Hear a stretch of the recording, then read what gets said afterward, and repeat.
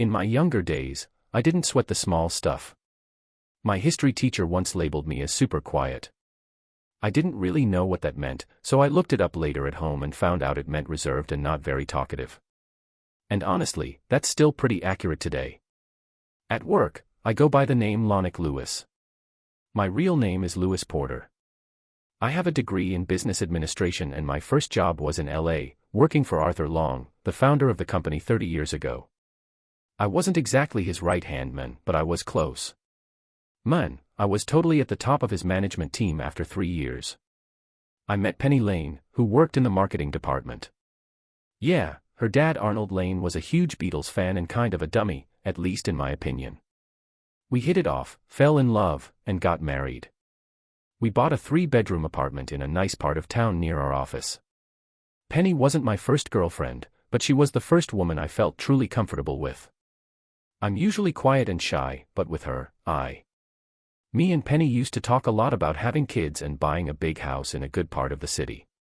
I was crazy about her, but turns out she didn't feel the same way. I'm starting to think she never did.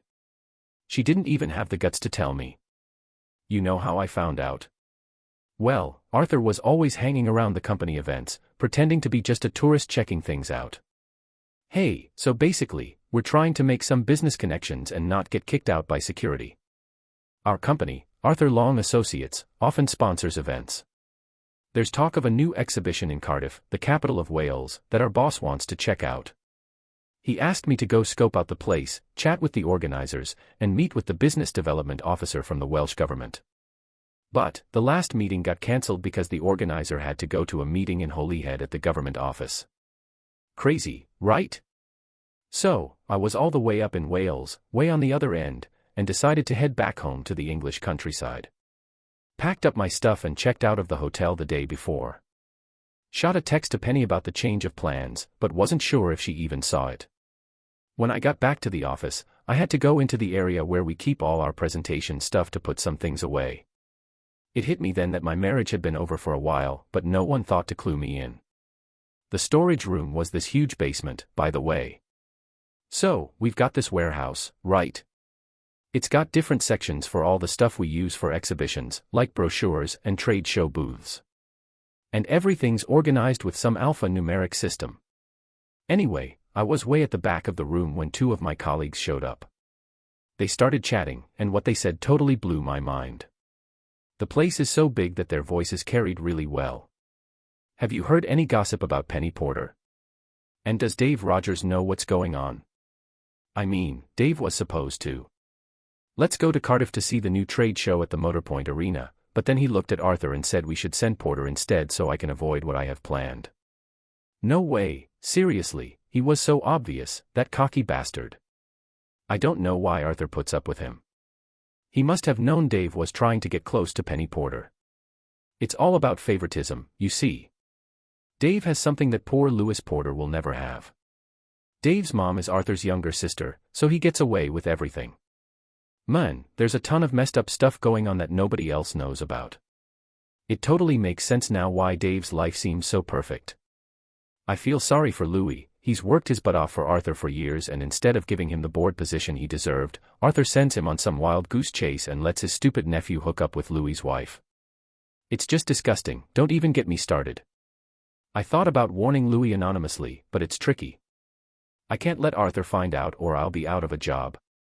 Man, with this freaking mortgage and all the bills for our 2 kids, I just can't take the risk. I get what you're saying, I'm in the same boat.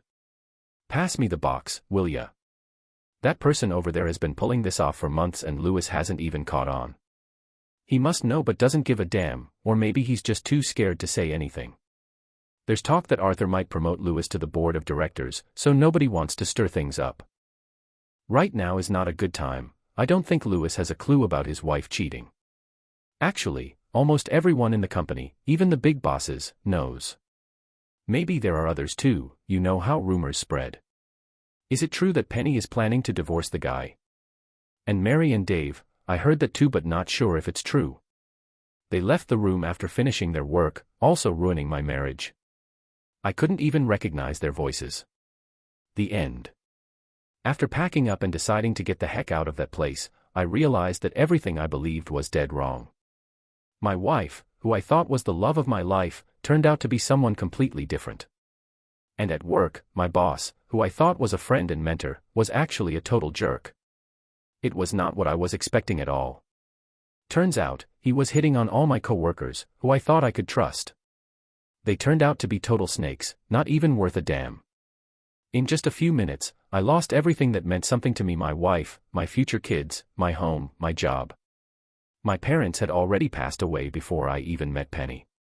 I was an only child, so when Penny left me, it hit me hard.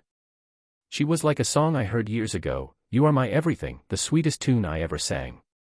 But now, she's gone. I wanted to talk to someone about it, but I had come back a day early and didn't see anyone I knew. So, I decided to leave work and figure out how to deal with the shitstorm. I booked a room at a nearby hotel and started looking for a good divorce lawyer. I need to find a better one before that cheater does. Luckily, I was able to schedule a video appointment almost immediately. Right away, there was only one local law firm that offered this service, so I decided to go with them. I spoke to one of their family and marital affairs specialists, Miss Jane Pleasant. I told Miss Pleasant everything I knew. She took notes and looked at me through the screen and asked, "What do you want, Mr. Porter?" "I want to divorce her for cheating, but don't we need evidence? Like hiring a private investigator and all that." In the old days, way before my dad was even born, the only way to prove cheating was to catch the guilty couple in the act. If you need someone to gather evidence with witnesses and photos, you could hire a private investigator. But keep in mind they have to follow laws about collecting data. Intercepting mail is a no-go, and privacy laws are stricter now, so no phone tapping or email hacking. We work with a local detective, Jeff Litho, who used to be a cop. His company, Detective Investigations, can help you out. We'll make sure everything is above board, but if there's proof to be found, Jeff will find it. It's gonna cost you a pretty penny with his fees and hours, but like they say, how much is peace of mind really worth? I agreed with that sentiment, but I still needed to know the bottom line. "I'll shoot you an email with the divorce filing costs, but don't stress, we'll take care of it for you. It's gonna be over £600 for Jeff's fees and our starting point is $5,000 as an initial retainer, but I'll keep you updated on any extra charges. We're a family law firm and we aim to keep our rates fair." "Do you think I need a detective?" she asked, pausing for a moment before nodding. "Yes, I would recommend hiring Jeff.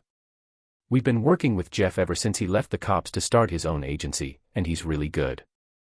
Unless, of course, your wife suddenly feels guilty and confesses to sleeping around with Tom, Dick, and Harry, agreeing to your divorce terms. In any other case, you'll definitely need Jeff's help. By the way, any guesses on who she's cheating with? And how did you find out?" I spilled the beans to her about it. So, I overheard this convo and it felt great to vent about what I found out. She said it's a good start, but you'll need more proof if you want to divorce Jeff for cheating. Hopefully, we can dig up the evidence you need.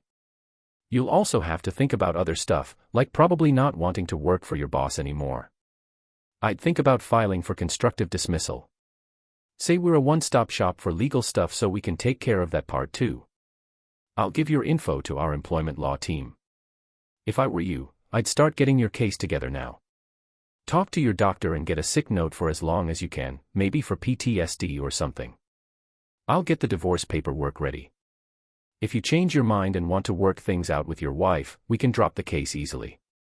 Is there a chance you two might reconcile?" I paused for a moment before saying, "No way. If what those guys said is true, she's done. Dump me for Dave Rogers and there's no chance we'll work things out," she agreed. "I'll let Jeff know so he can handle things." After our chat, I rang my private doctor and got a video appointment right away. They sent me a sick note for 3 months, blaming PTSD from a toxic job and mental health problems. I also got a prescription for Paroxyn for my PTSD. I forwarded the sick note to HR at work. So, I decided to take charge and give Penny a ring. "Hey," she picked up the phone. Did I detect a hint of suspicion in her voice? "How's it going, Lewis? Are you planning on showing up tomorrow?" "Well, actually, I'm already back in town." When I swung by the office, I overheard a chat between two coworkers. They were gossiping about you and Dave Rogers. Turns out, Rogers is Arthur's nephew.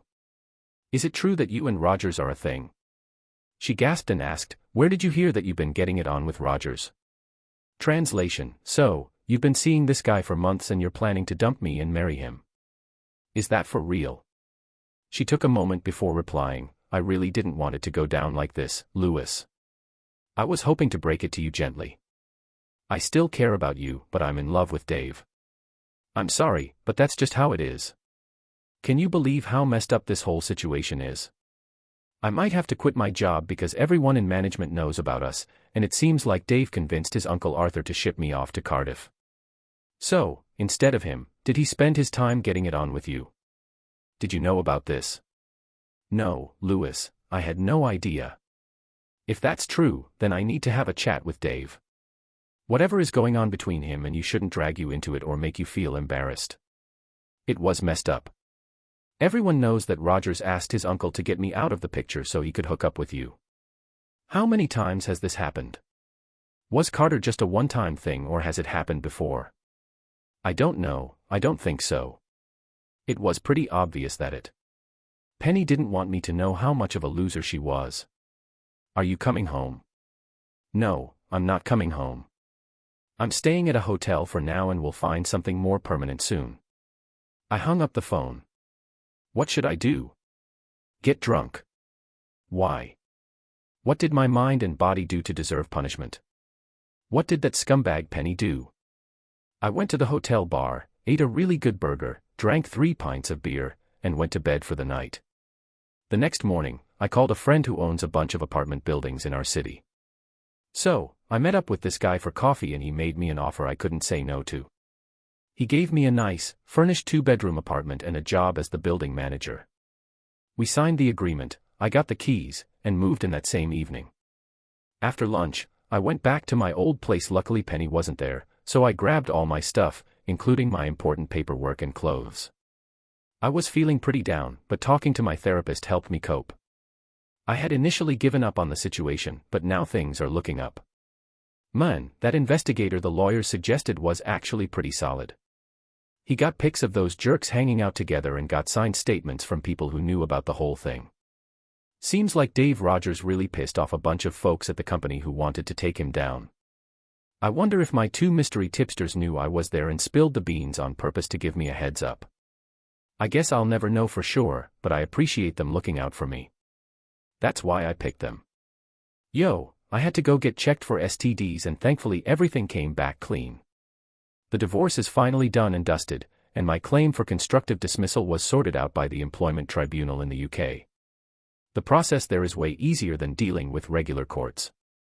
The employment judge doesn't mess around with wigs and robes like in other courts. My law firm hooked me up with an expert in employment law, who wasn't even a solicitor. Chris Morgan was a top-notch executive lawyer, and she happened to be Welsh. Her name basically suggests that she looked like a young Ruth Maddock who played Gladys Pugh in high school. She smiled and said, I get what you're thinking. Ruth Mike is actually one of my relatives, even though we're not that close. She calmed me down and told me what to expect at the trial. She couldn't have predicted how Arthur's lawyer would embarrass himself. He walked in wearing a full barrister's robe and a wig. I swear he even smelled like mothballs. Mary Patrickson. The judge at the job court was not happy. I assume you're representing Arthur Long Associates, he said. The guy bowed and answered, yes, Your Honor. I am not, Your Honor, this is a tribunal, not a fancy courtroom with wigs and robes. Take off your wig. As you wish, the guy took off his wig. Charisse whispered to me, oh, he didn't like that. He's clearly furious because he thinks he can scare us regular folks with his lawyer status. I won't get into details, but let's just say the case didn't go well for Arthur Long partners. Mary Patrick agreed that if the boss not only knew about his nephew hooking up with a coworker but actually helped by transferring the husband so the nephew could see the married woman, then it was clear the work relationship was ruined. This led to me getting fired, which is basically a fancy way of saying I was pushed out. I got a sweet payout of £80,000, plus severance pay, holiday pay, and all that jazz. The company we worked for was small but making money. Rumors started flying around real fast about what went down, but honestly, I can't remember who spilled the beans. I stayed quiet till the very end, despite his sister begging me to speak up. Arthur ended up cutting ties with his nephew, but everyone thought it was too little, too late. He ended up losing some top employees because they figured out he was in cahoots with his nephew to let him hook up with someone on the executive team. The divorce went through pretty quickly. The proof from Jeff's company and the evidence used in the constructive dismissal case were both brought up. So, me and Penny split up and it was a typical 50-50 deal. I was pissed that she got half when she was cheating on me, but hey, at least I got rid of her. I started my own consulting business from home and even got some of Arthur's old clients, which was a win. After the settlement, the money went into my account. I finally got the courage to reach out to the girl I'd been eyeing and asked her to grab a drink with me. To my surprise, she said yes. She looked amazing and totally caught me off guard by picking a nice spot. I had a pint of South Wales beer. I had my usual pint of beer, but that's it. Yeah, I'm quiet but not stupid. We chatted while we drank and it turns out she was born in a small town in mid-Wales, really close to where my grandparents first met. She grabbed my hand, looked into my eyes, and said, "I knew there was something special about you. You're a Welshman in disguise." We both laughed at her joke. I was starting to fall for her, and not just because she looked like Ruth Maddow. We went on dates for a few weeks, watched movies, drank, and ate at restaurants. I invited her over to my place for dinner, which I cooked and served with a glass of Welsh wine. I took her hand and told her how I was starting to develop feelings for her. She held my hand, smiled, and quickly asked what we should do about it. She glanced at my bedroom door, way quicker than I had expected. I nodded, smiled, and went for it. Yes, we ended up making love, as cheesy as it sounds. I felt a stronger, more loving connection with her than I ever did with Penny during our courtship and marriage. It was a moment of pure connection. After some serious self-reflection, I realized that Penny never loved me as much as I loved her. Otherwise, she wouldn't have moved on so easily to David Rogers. Chris and I took our time getting to know each other and our relationship was sweet and affectionate. I eventually found true love with a feisty Welsh girl. Did we click because we're both Welsh? It sounds silly, but I think there's some truth to it. After a year of dating, we tied the knot and started thinking about starting a family. Chris is teaching me a lot, and it's a slow but interesting process. We moved to mid-Wales and she's been a great partner. Me and my partner run a law business in Machynlleth and we work from our cozy 4-bedroom house near the town centre. Lately, our talks about having kids have turned into debates about nursery paint colors. It's been 2 months since we made the decision and we couldn't be happier. Oh, did Penny and Dave tie the knot? Honestly, I have no idea and I couldn't care less. Let me tell you the next part of the story, just hold on a sec. I thought I was a devoted husband, clueless and content. Then out of the blue, I caught a glimpse of some explicit messages on her phone. My soulmate was betraying me with a stranger, and I was filled with rage. Heartbreak and vengeance consumed me. I spied on their sneaky meetings and planned out my revenge every step of the way. The showdown was inevitable, and they were blindsided when I finally caught them red-handed. They couldn't deny their deceit anymore. I'm not the same person I used to be now. I'm someone they should fear. This is my tale and their worst nightmare. I sat back in my comfy chair and glanced at my phone. It was just past 9 p.m. Man, I was so tired. The twins finally went to sleep, so I picked up the 6-year-olds from school at 4 p.m. and had to leave work early. We drove home, and as soon as they got in the car, I rushed to make dinner. Spent an hour playing with them, and then another hour getting them ready for bed. I was beat. I got up, slowly made my way upstairs to the bedroom, leaving my clothes all over the floor. I flopped onto the bed in just my boxers and passed out. When my alarm went off at 6 a.m., I groaned and rolled over. A few minutes later, I was in the bathroom trying to wake up in a hot shower. I shaved in the shower to save time, then quickly got dressed for work. Next, I had to get the twins ready for school. They're both in first grade at the nearby elementary school. I gave them each a cherry Pop-Tart and a juice box for breakfast. I also managed to make myself a cup of coffee with the Keurig machine so I could get some caffeine in me. Luckily, our local school has a morning program for parents who need help. I gotta get to work early. I dropped off the twins and one of the aides waved as she took them to school for a second breakfast before bringing them to their regular classroom. I didn't stick around long. I was eager to get to my office and make up for leaving early yesterday. I'm a financial analyst. I make good money and provide for my family. I thought I had a strong marriage and a loving wife, but that all changed 4 days ago when my wife sat down beside me while I was relaxing by the pool with a beer. She pulled up a chair next to me, set down her glass of white wine, and started talking. "Sweetie, we have such a great life and marriage. I really love you and I don't want anything to mess it up. I hope you feel the same. I make a living by focusing on small details and making big financial decisions. I'm pretty good at it." But after 11 years together, 7 of those as husband and wife, alarm bells started going off in my head as I listened to her. "You have a great job and make more than enough money for us to live comfortably. Hey babe, I just wanted to say that you're killing it with your job at the women's shelter. You may not make as much as me, but what you do is way more important. You help so many people, more than I ever will. I can see it in your eyes, you're passionate about what you do.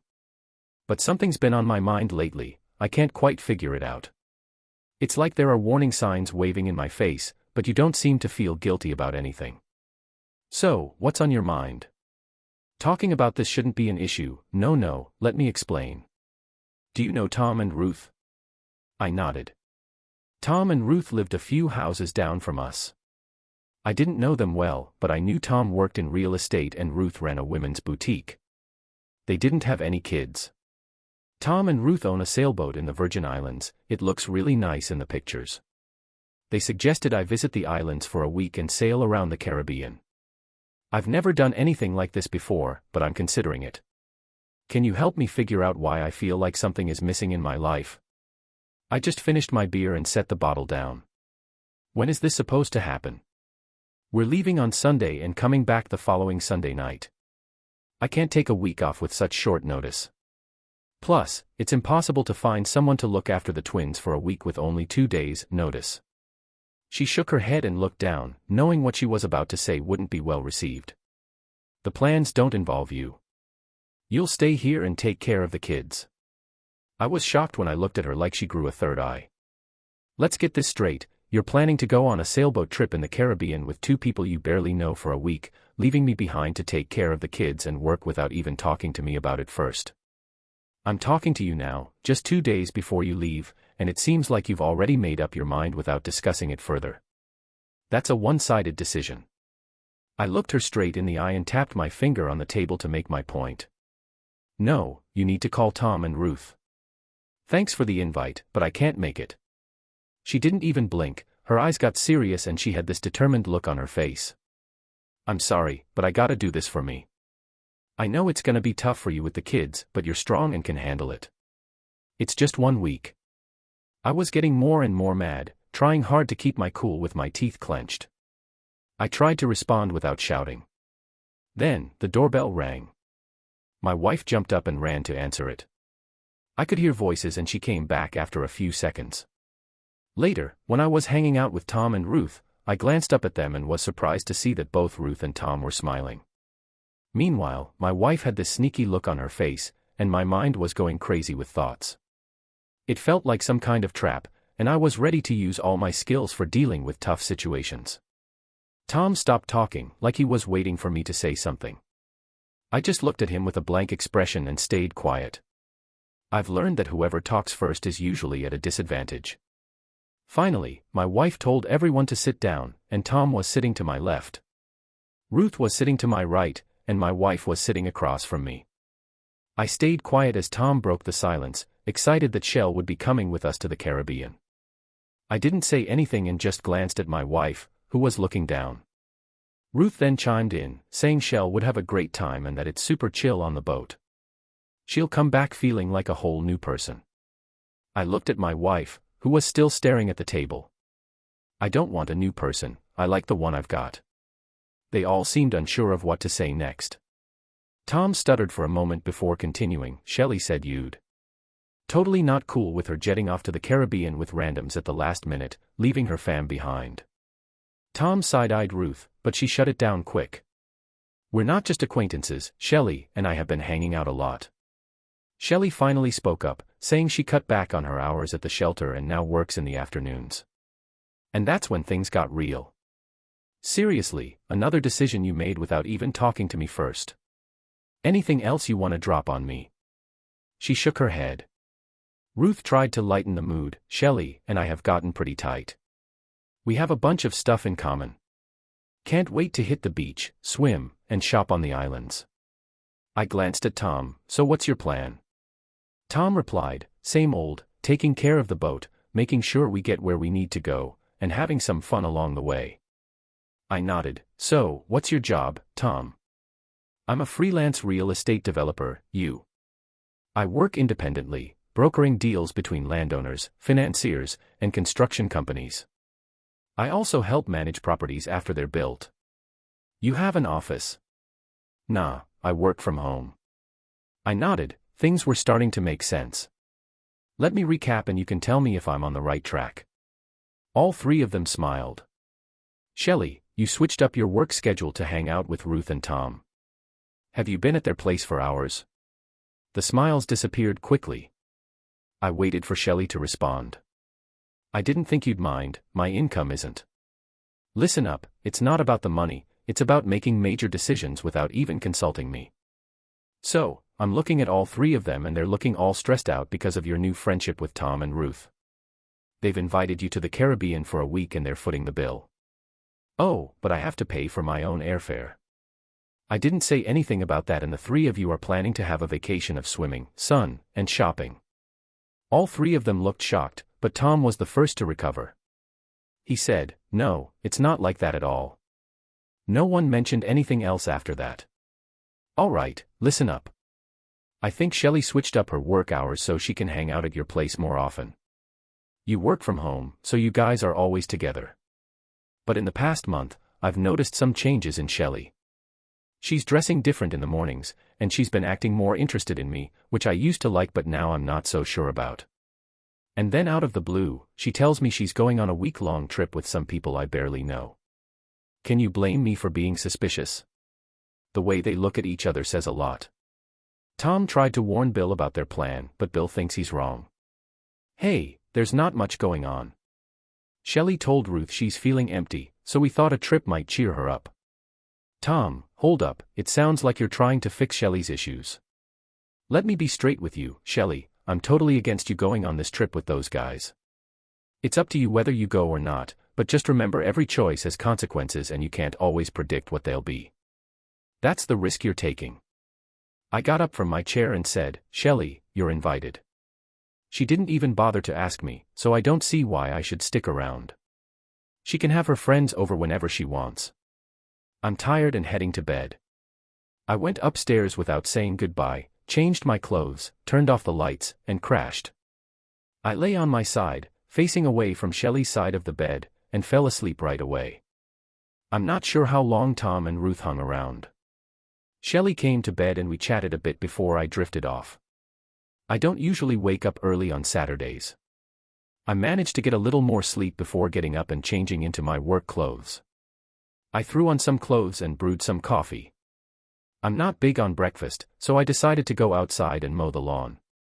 Saturdays are my days to catch up on cleaning, and then I usually spend the day in the pool with the twins if the weather is good. I didn't see any reason to change that plan. Shelley didn't really talk to me much that day, she seemed to be avoiding me. I noticed she was on the phone a lot, watching me through the patio doors. I guess she was talking to Ruth or Tom. I just ignored it. Sunday mornings were usually peaceful, with the kids keeping themselves busy. I love chillin' on the pool deck on Sunday mornings with my coffee and tablet, watching videos and catching up on the news. Usually Shelley hangs out with me, but today she stayed upstairs. I didn't really think much of it at first. Around 10 a.m., I went to the kitchen to get more coffee and saw Shelley putting a backpack next to another bag by the front door. After making my coffee, I went to check out the bags and Shelley came down dressed in capri pants and a sleeveless top. I just sipped my coffee and watched. Hey, are you really going on this trip? Yeah, it's just for a week and it will be good for us both, Shelley. It might just end up causing more problems than you think. She gave me a confused look and asked, what do you mean? How could it cause issues? I'm not going to explain it. If you want to ignore what you're doing and the consequences, then you're not really worried. That's not true, I'm doing this for both of us. I shook my head and went back to the pool deck. Pretty soon, I could hear the kids crying inside, so I went in to check on the twins. The kids were hanging onto their mom's legs, crying and begging her not to leave.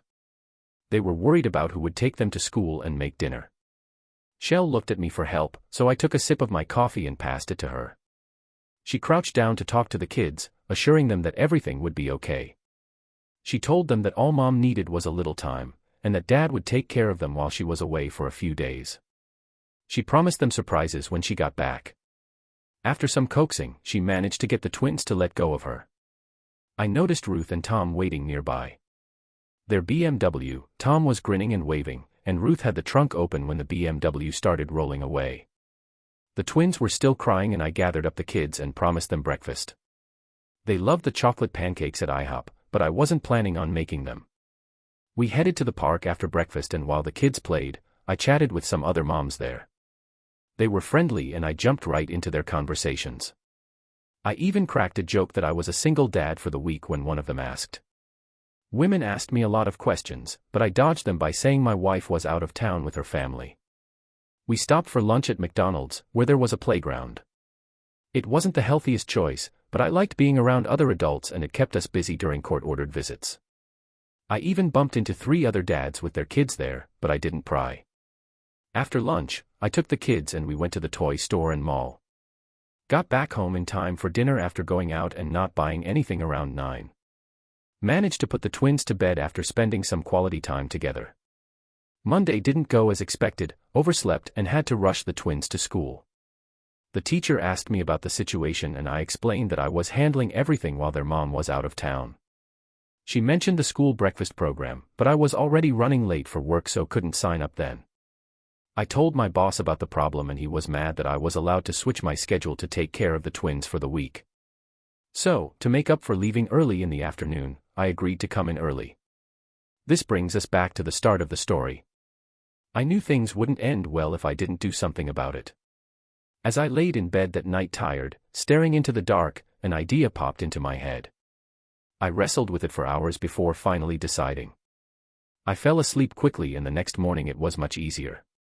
The kids dressed themselves today, they were ready even though they didn't look perfect and I'm pretty sure their socks didn't match. I dropped them off at school, did some paperwork with the secretary, and then headed to my office. First stop was my boss's office. I walked in with a smile and a coffee and he looked worried. He asked if my wife came home or if I won something, but it was neither. I just wanted to make a request. He said okay, so I told him I've racked up almost 3 months of paid time off. Yeah, I want to take a 10-day break starting tomorrow. Why is that not enough notice? I just shrugged and he couldn't say no. I had some time saved up so I'm good to go. Yeah, I'll take care of the paperwork. What about you? The kids and I are going on vacation. Are you going with your partner? I'm still not sure. I had everything ready by the time I picked up the kids from school. After leaving the school, we headed to Walmart. The Suburban was packed and I had my wallet. Kids were thrilled about our picnic in front of the TV and pizza. I didn't mind the mess, but their mom would. We had dinner while watching Disney Channel's Frozen. I told them they wouldn't be going to school for the next 5 days, which made them scream with joy. Then I revealed we were going on a trip, flying across the ocean and staying at a beachside hotel. More screams and giggles followed. After they went to bed, I packed our stuff. It was nearly midnight by the time I finished packing every bag. I was at the entrance, hoping I had everything sorted. If not, there had to be a Walmart in the Virgin Islands. An Uber showed up at 9 a.m. with the kids already inside. After loading up the minivan with our stuff, we headed to the airport. I let the school know the kids would be out for at least 5 days. We were pumped on the way, even though traveling with kids on short notice could be tough. Thankfully, we got on the plane without any problems and 6 hours later, we landed in the Virgin Islands. We hopped on a bus. We went to the beach resort, dumped our bags in the room, threw on our swimsuits, and headed straight to the beach with a Mai Tai in hand. I was feeling good, and the kids were super excited. We spent 2 days at the resort, and besides the beach, we found a huge water park with a wave pool, slides, splash pads, and a lazy river. There was even a bar where the island crew kept serving me drinks non-stop. Things were looking up. I managed to take a few calls while the kids were playing. We weren't planning on just lounging by the beach or pool all day, but finally. I mapped out the rest of our trip and told the kids that we were leaving the fancy resort that night. They were bummed the next day, but perked up when I said we were gonna take a boat ride around the islands. We packed up early the next day and took an Uber to the marina. The kids were amazed by all the boats there. I found the guy I was looking for, Jeff Turner. He could have been anywhere from 55 to 75, with a gray beard, long gray hair tied back, bright green eyes, and a bit of a belly. It was scorching outside. Jeff usually rocked colorful Hawaiian shirts and swim trunks, going barefoot.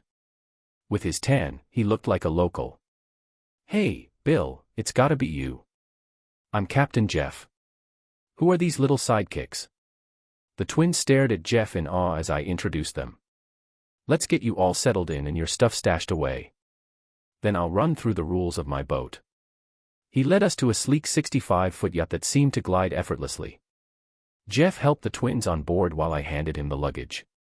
Took a while to get used to the small rooms with beds, desks, and little windows.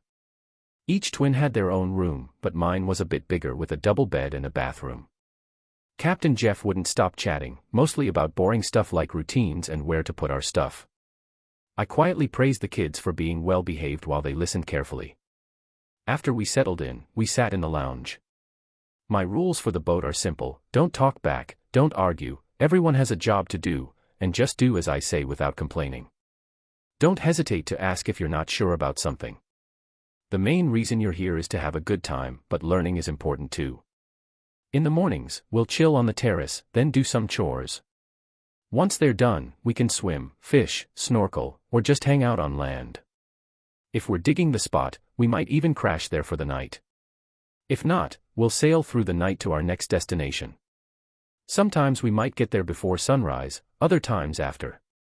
Everyone will pick up some sailing skills, and you'll help me out with the watches, Dad, when we get back home.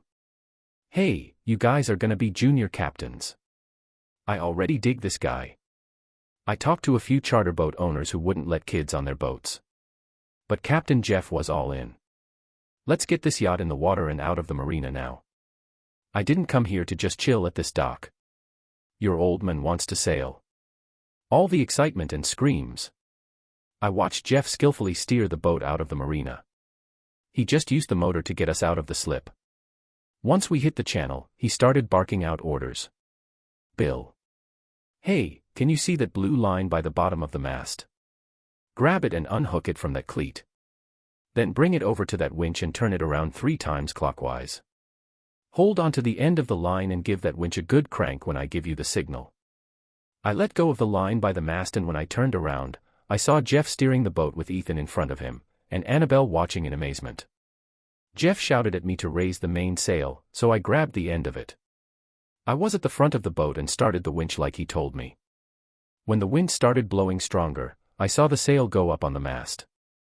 I kept turning the winch until it stopped and the boat took off. I cut that line and coiled it neatly at the bottom of the mast. I did what he said and went back to the cabin with her hands on the wheel and her eyes shining with excitement. Annabelle was now standing on the cooler, steering the boat. I've been running this boat, Dad, for almost 3 hours. It surprised me that Jeff left me in charge.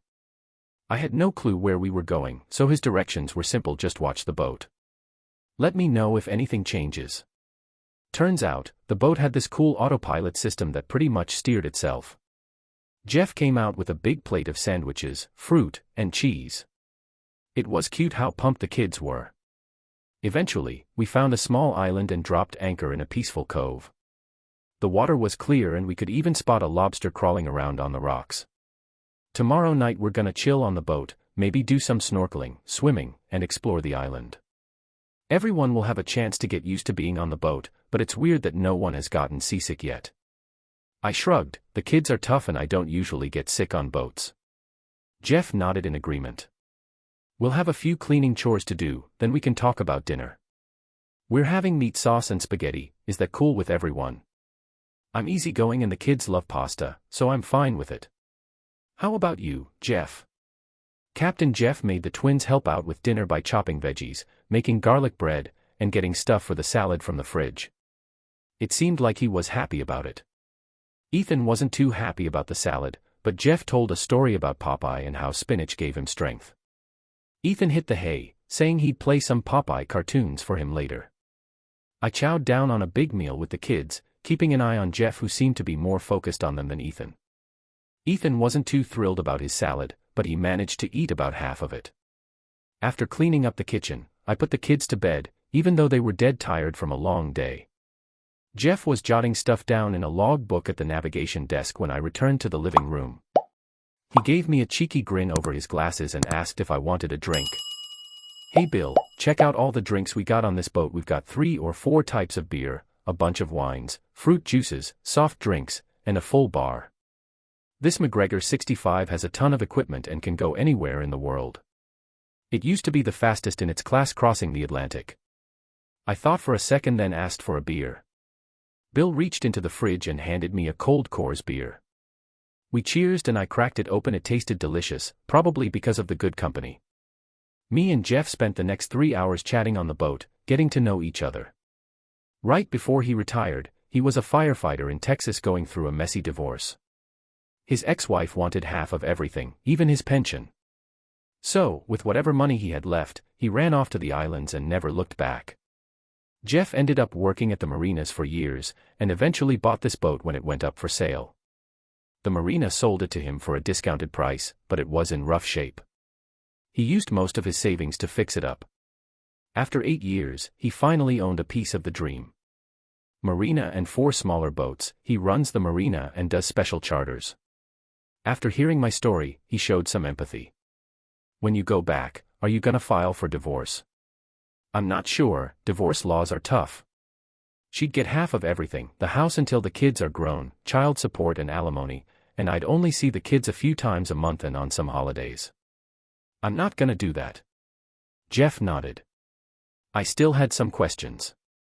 Why doesn't having kids on board bother you the most?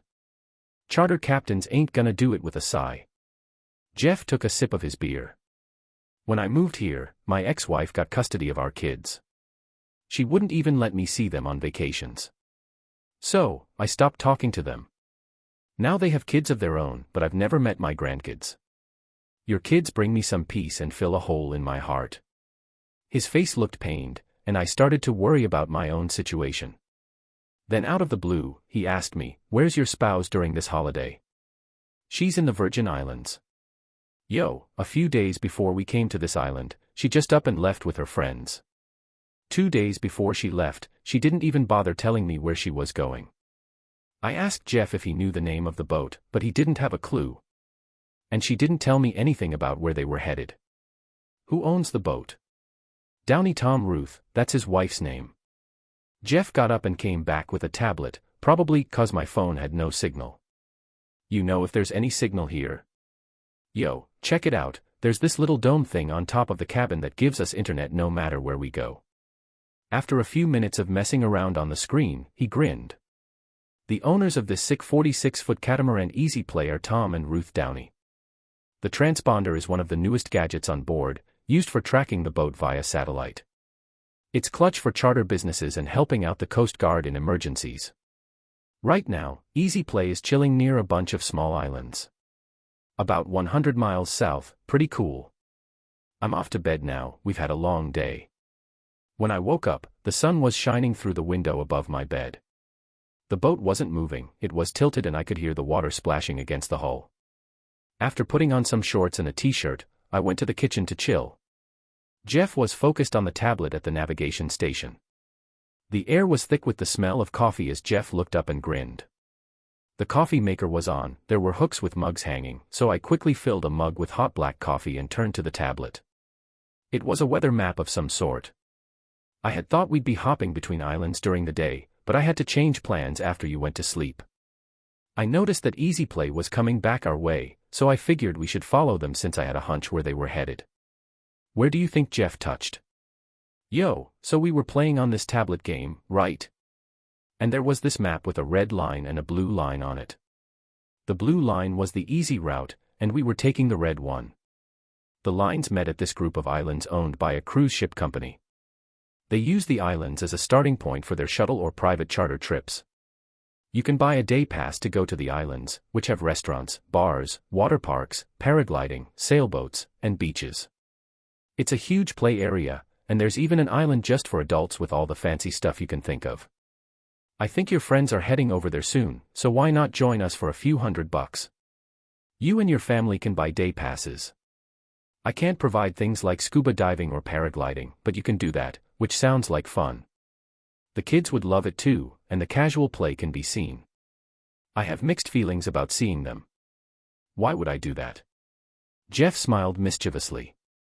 This was a pricey last-minute trip. You'll get some satisfaction if you catch my drift. I thought about it, and we should go. Let's take the catamaran out just to show them we're not sitting at home. It'll be fun when the kids see their mom. How do you think they'll react? There's a supervised kids area on the family island, so while you check things out, the kids can entertain themselves there. I can picture sailing by, waving to my wife and her friends from the deck of the 65-foot boat. Maybe a little payback could be fun. Jeff, I appreciate your sneaky side. When do you think we'll get there? It'll be a few hours. I'll sort out docking soon. I'll figure out the details. The plan is easy. You and the kids can get day passes, then we can make some plans. I nodded and smiled big for the first time in forever. It'll be an hour before the kids wake up. Tell me more about your company on this yacht, it's really interesting. In the next 15 minutes, Jeff told me all about the McGregor 65, its history, his experiences as a charter skipper, and the company that built it. Even though he's crossed the Atlantic a few times, he mostly sails in the Caribbean. Traveling the world and visiting cool places was one of his dreams, but not having a team or partner was holding him back the most. He didn't want to go solo. When he asked about my life, I gave him a quick rundown up until now. When he asked about my future plans, I wasn't sure. Just 2 weeks ago, I would have said I'd keep working until the kids were off to college, then retire and travel with Shelley. How are your kids doing? They'll be in college by then, we'll have more time for adventures. Having money to chase our dreams as empty nesters sounds cool, but now I'm not sure what's next. With the way things are going, a divorce could ruin all my hopes and goals. I'm hoping this vacation will help me figure everything out. Just then, the twins burst into the cabin with big smiles, ready to tackle the day. Ethan seemed serious, saying he was starving while Jeff joked that he was always hungry. Jeff took charge and declared it was breakfast time, serving up sausage, bread, scrambled eggs, and juice. Who's hungry? We were out sailing this morning, taking risks and all. I was learning some new boat lingo and the kids were hanging out, not getting bored thanks to Jeff letting them help with the sails and steering. Most of the work was done by the auto-navigation system though. The kids were chilling on the deck, watching some dolphins that came by. We could see the islands in the distance, and around noon, Jeff took over the wheel as we approached the harbor. He knew exactly where to drop anchor with the mooring stick in sight. I was up at the front of the boat, keeping an eye out. Jeff strolled right up to the buoy, and I tried to grab it with a stick. I missed the first time, but got it on the second try. Jeff cheered, and so did the kids. I cleaned the deck and put away the mooring stick, all because Jeff insisted on having a tidy boat. Meanwhile, Jeff was lowering the inflatable dinghy at the back of the boat. The twins were watching closely as I made my way back. Jeff smiled at me and said, I usually swim with the kids to the shore, but let's take the dinghy this time. You need to grab your passes, and I need them too. I'm gonna go check out the harbor master and ask about the easy play after helping Jeff and the kids get into the dinghy. Once we were all in, we sped towards the pier with the engine roaring. Jeff went to the marina office while I went to the office on the island. The kids were thrilled watching beach volleyball matches and speedboats pulling paras salient. It took me about 45 minutes to make all the arrangements. I had to show our passports, but Jeff had already told me, so I had them in a waterproof pouch on my waist. The biggest delay was. So, when we were registering, we were learning about all the different things we could do. Scuba diving and parasailing were some options, but they cost extra, so I decided to skip those for now. Instead, I enrolled the kids in the supervised day program. Once we got our passes, we went back to the marina and I saw Jeff chilling at a table under an umbrella. He had a drink, his tablet, and some bags and boxes with him. When he spotted us, he smiled and asked if we were all set. I told him I signed the kids up for the day program tomorrow. Hey, so they're busy from 9 to 5, but they also offer evening babysitting if we need it. Good news, we have a mooring spot for as long as we want to stay. I picked up some supplies from the store and arranged for fresh water to be delivered to our tanks. I've learned to never miss a chance to fill up on fuel or water. I gave a nod, took the kids, and went exploring. This whole island is like a huge amusement park and most of it is free for guests. Have fun exploring. I'll be on the boat doing some maintenance and then relaxing with a book. When you're ready to come back, just check in at the marina. We're going to the office and they'll pick us up in their little boat. The kids were already pumped up for our adventure. Let's go, Jeff. See you later. Need anything from the island? Nah, I'm good. Jeff grabbed his stuff and I took the kids by the hand as we set off to explore. We didn't get back to the marina until late, and Jeff was chilling on the cushions in the cockpit, reading on his tablet. He stood up when we got closer. Permission to come aboard, Captain. Of course, I had to carry 2 sleeping kids over to Jeff, Ethan and Annabelle passed out as soon as we got on the dinghy. I paid the boat driver, got on the deck, and saw Jeff holding Annabelle while Ethan was on the cushion. Can you take Annabelle to her cabin while I take care of Ethan? Sure thing. I took Ethan to his cabin, put him in bed, and tucked him in. He was covered in sand but I figured I'd deal with it in the morning. When I came back, I saw Jeff standing over Annabelle in her bed. He had put her to bed without changing her. I saw his shoulders moving up and down like he was crying. I purposely shut Ethan's door a little louder than normal. When I looked back, Jeff was leaving Annabelle's room. You might not believe it, but you're still the luckiest guy I know, even with all the craziness going on. He went back to the lounge fast, leaving me kinda shocked. When I went to check on Annabelle and closed her door, I headed to the lounge. Jeff was sitting at the table with 2 glasses filled with ice and whiskey. We were at the table when Jeff pointed to the glasses. He said, "That's some of the best island rum you can get. It's too good to mix with anything." I sat down, grabbed a glass, sniffed it, and took a sip. I don't usually drink rum, but it tasted so good and different. I looked at him in surprise and said, "That's amazing." He nodded and said, "I've got some news. The Easy Play is anchored at the adults-only island and will be there for the next 3 days. I guess they'll stay until they have to catch their flight back." I listened to what he said. It was time to make a decision. "What do you reckon, Jeff?" Jeff took a deep breath. "Well, that depends on what you want to do next." And there it was, I had to make a choice. Jeff could see my unsure look. "You still have a few days. Take the kids to their activities tomorrow, and then we can spend the day exploring the other island and see what's happening. I'm not sure if I want to visit that island." "I agree, but we can sail around it and see what's going on from a distance." "All right." The next morning, I took the kids ashore after their showers. Jeff put on some clean clothes and got the boat ready. When I came back, we took off for the other island. It was just a quick 45-minute sail. We pulled into the small bay using the engine and slowly made our way to the mooring area. The only catamaran there was the Easy Play. I didn't know what to expect, but what I saw wasn't what I had in mind. As we approached the harbor, I used a pair of binoculars to check out the Easy Play. I half expected it to be empty, with Tom, Ruth, and Shelley off doing stuff on shore. But all 3 of them were on board. Tom was just chilling out on the deck. Ruth and Shelley were chilling on the deck cushions, bouncing on the trampoline between the hulls. We were just soaking up the sun and I was relieved that I didn't have to deal with the kids. I put down the binoculars, took a deep breath, and was ready to have a great day with my kids.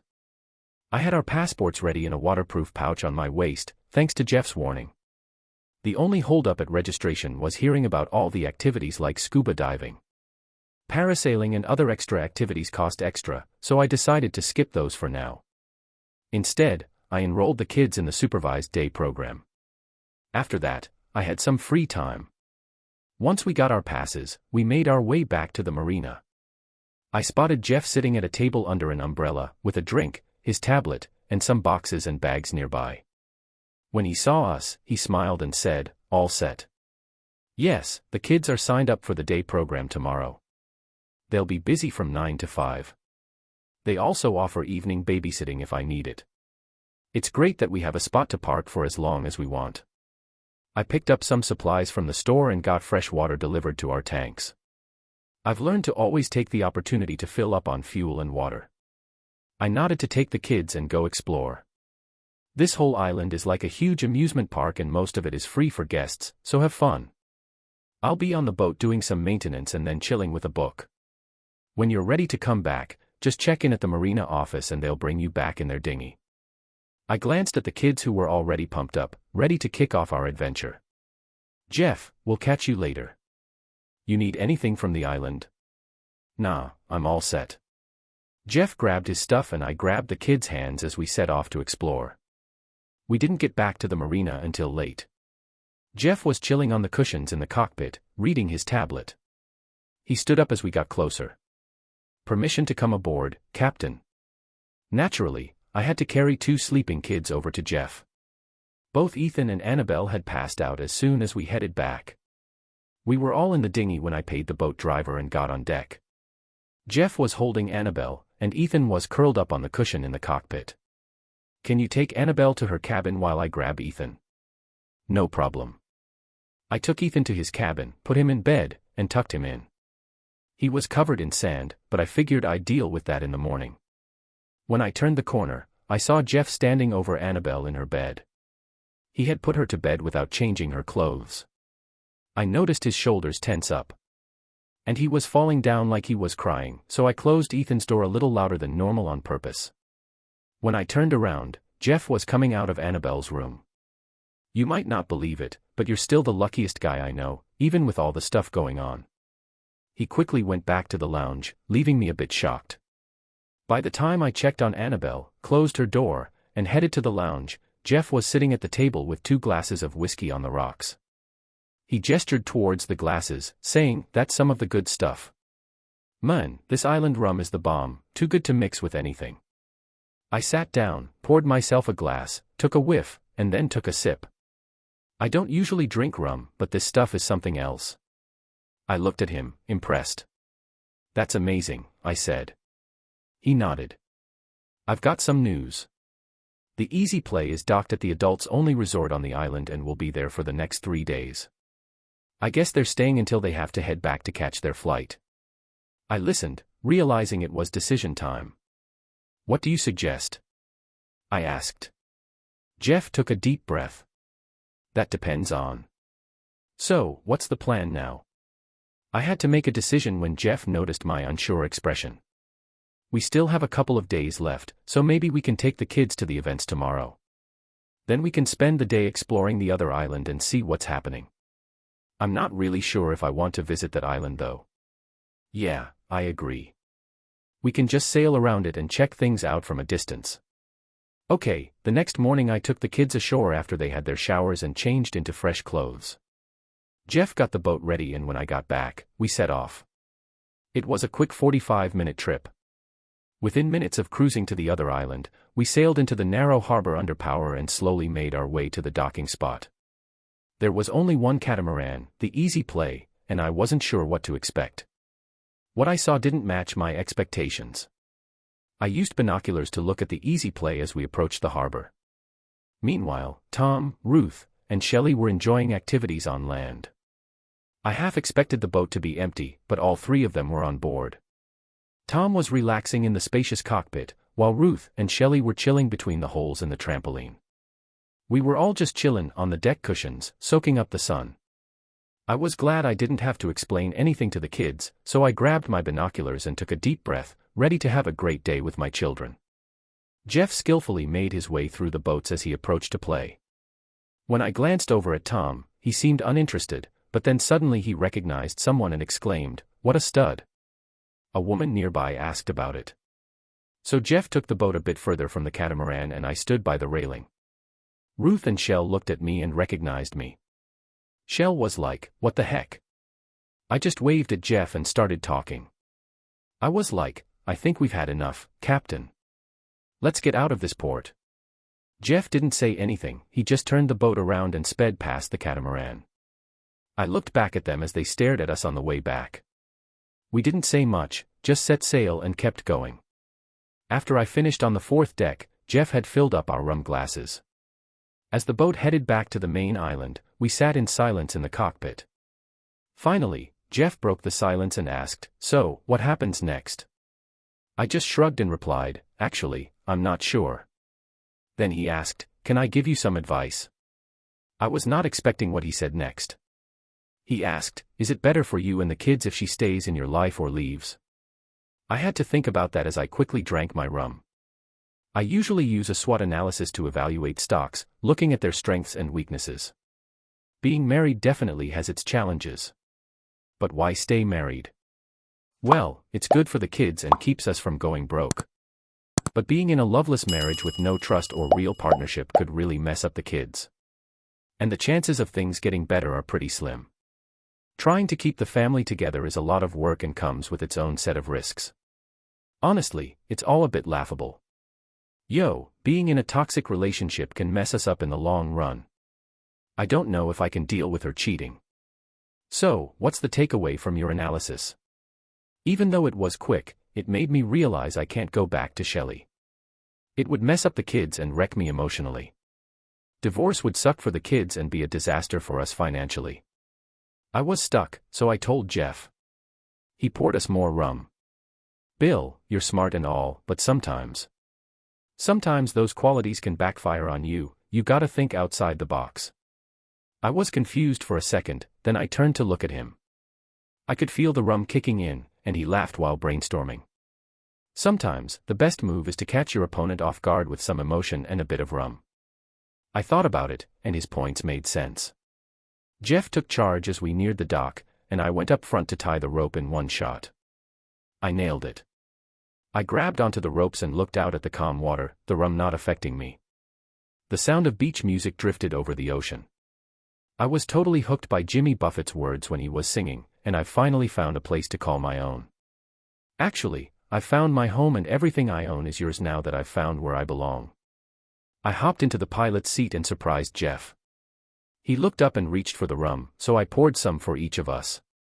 As we sat down, I asked him carefully, "Do you think this boat is enough for us to sail around the world?" Jeff replied, "Absolutely. It's been done by many people on a 65-foot boat." So, I said, "Well, then let's do it. Why not? Let's travel the world together and chase our dreams." Are you crazy? Is it too much sun or too much rum, or maybe both? But let me break it down for you. I had a realization I can't go back to Shell's house. She's not a good influence on my kids, so staying together would be bad for all of us. Yeah, we talked about it. I'm not gonna give her half of everything in a divorce, or pay alimony or child support just so my kids can be around her lifestyle. No way. So, what's gonna happen now? What other option do you have? The one that's unexpected. What's the game plan? She can't even wrap her head around it. Jeff tilted his head and said, "Yeah, how hard is it to find a boat in the middle of the ocean if the transponder isn't on? Nearly impossible. How many ports can a boat go to for supplies? Thousands. Thousands. What if you were offered a chance to sail around the world for at least 11 years? His eyes widened. That's a long commitment. What do you think? Do you have any connections to the Virgin Islands? So, there's 3 other boats we share at the marina and a little beach house. How much do you reckon the boats are worth? Maybe around 60 grand each. Do you have to work at the marina? Nah, I just do odd jobs in between charters. What if you sold off the rest of the boats, let your partners handle the marina, and rented out your bungalow? That way you'd have more free time and some extra cash flow. He mulled it over, staring into his rum for a bit. A move like that would be expensive. How would you even afford it? And if you just up and left with the kids, your wife would be livid. She'd have your head. Imagine this: if that agency keeps coming after you and locking up your money, they could claim you've abandoned it all in a year and take everything. But what if there's nothing left to take? I mean, I don't keep track of my exact worth, but I'm sitting on about $1 million. If only I could get my hands on that cash, we could live like kings for years on end. And I could still work from anywhere with good internet. Oh, and yeah, the satellite system on the boat works like a charm. But really, would you really be okay with leaving your kids behind for your wife who just up and left? They haven't heard from her in a while. Have they tried reaching out? It's risky legally, but I'm not worried. There's a chance of becoming a fugitive and getting chased by international ocean police. But you could also get caught and arrested if you step on land. I don't think that's likely though, just a gut feeling. If we keep moving and avoid flying, we should be fine.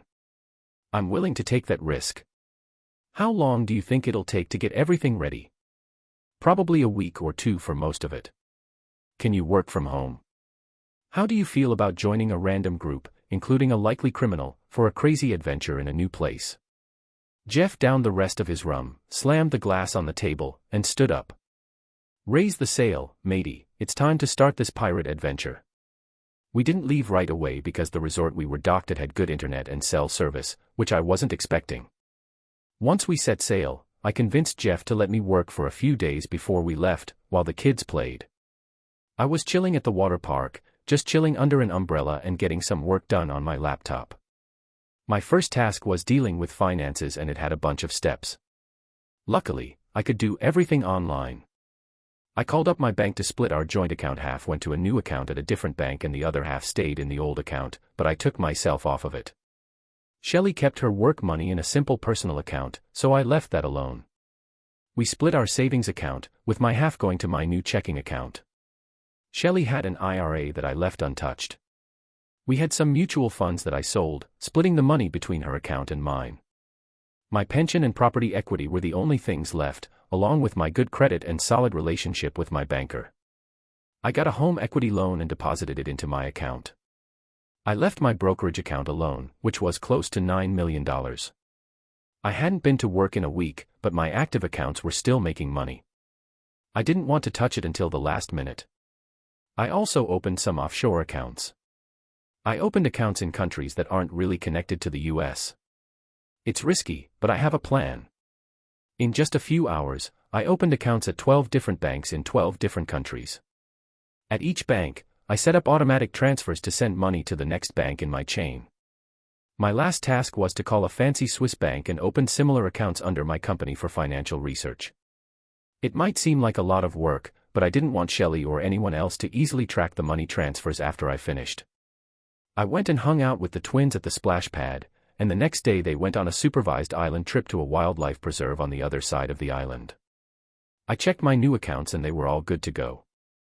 I saw that the equity loan was ready, so I transferred the full amount into my new checking account, which had around $400,000 in it.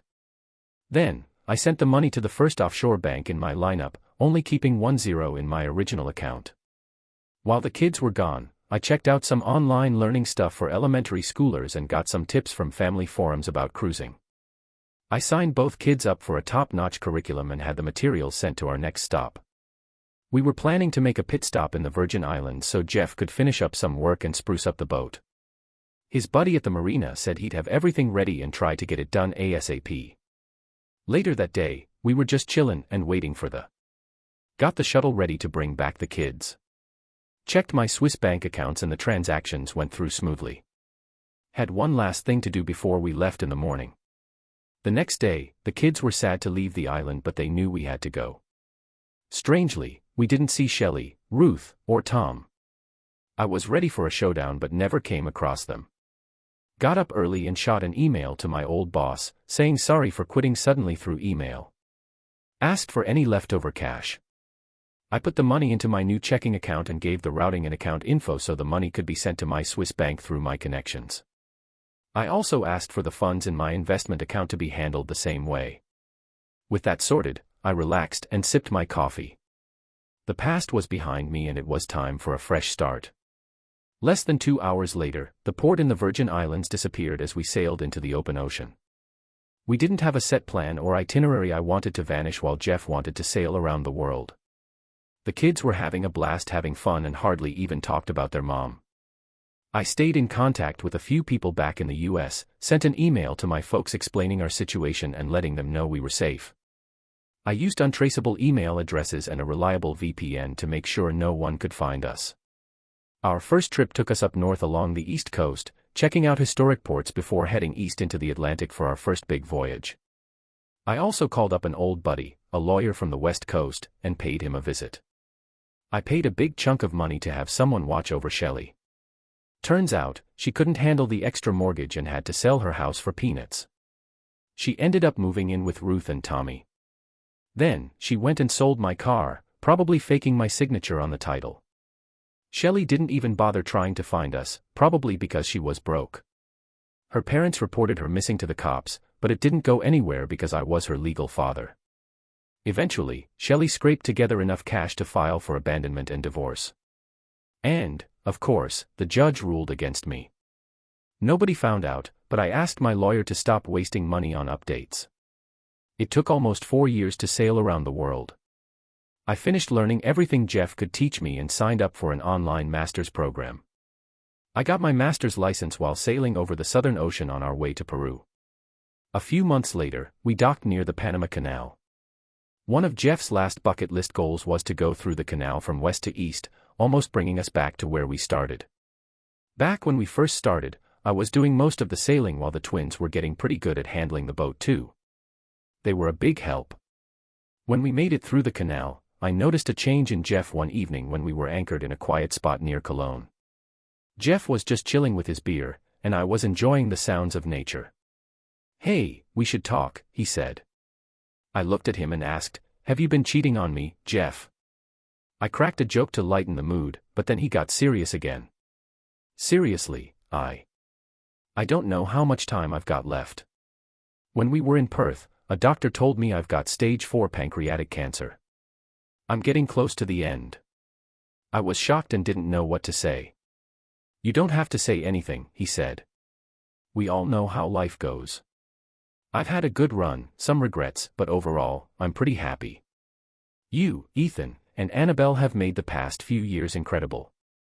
I love you like you're my own son. What about the grandkids I always wanted? I have a favor to ask." "Anything, what can we do?" "My daughter lives in Corpus Christi. I finally got back in touch with her. Her kids are all grown up now and she's divorced. While she was in college, her spouse left her for another woman.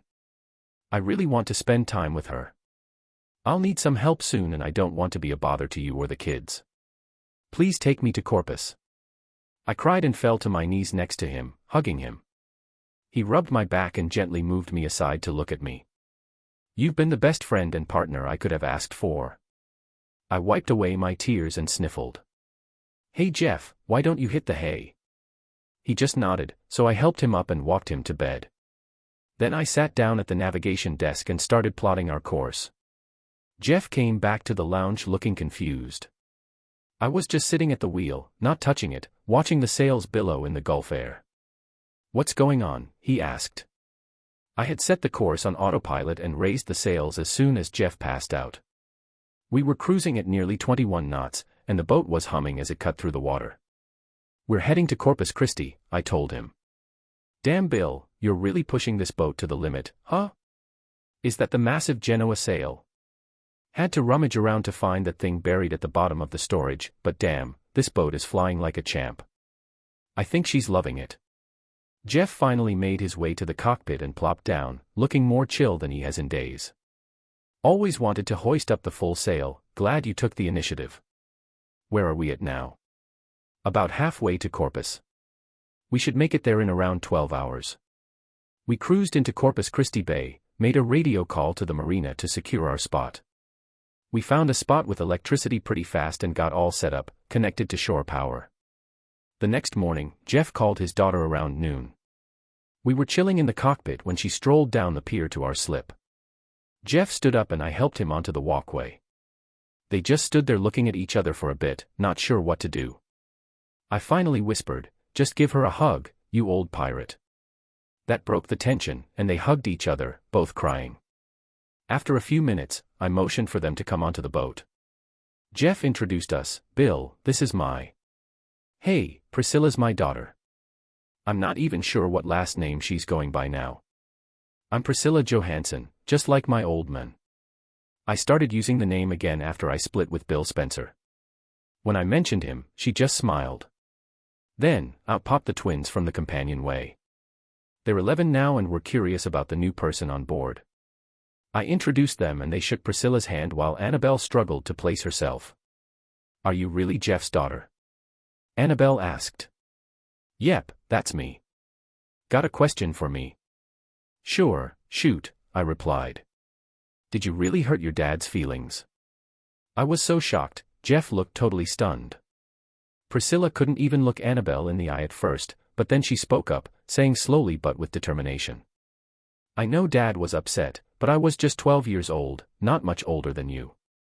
My mom took me and my brothers to live with another man in another house. She told me Dad was mean and she had to leave to find someone who would love us. That's all she ever said, and since Dad never reached out to us, I believed her. Years later, I found out that Jeff's mom ditched him while he was working at the fire station. She wouldn't let him reach out to us and told the cops he was a violent and risky guy." Priscilla was crying, all caught up with Annabelle, not noticing Jeff and I tearing up too. I understood why they were upset, but my own thoughts were unexpected. I felt a heavy pit in my chest as I realized some harsh truths.